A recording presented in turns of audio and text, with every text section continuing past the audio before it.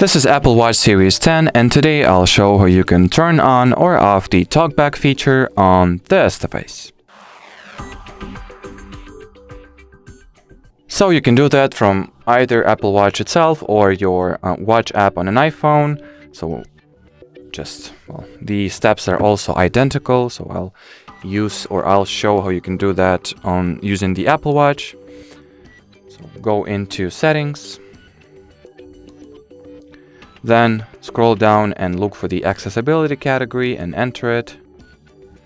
Now go into the VoiceOver, that's how Apple calls the Talkback, and switch it on if you would like to use it. Or you can also switch it off. As simple as that. You can also adjust the VoiceOver preferences such as the speaking rate or speaking speed. You can also change the voice that you use or that is used. You can change the audio volume, sound and haptics, audio docking, set up the braille stuff, manage keyboards, and just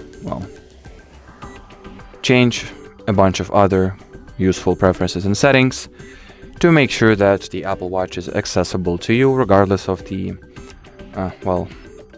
difficulties you experience. And as far as this video goes, that'll be it. So thanks for watching and bye bye.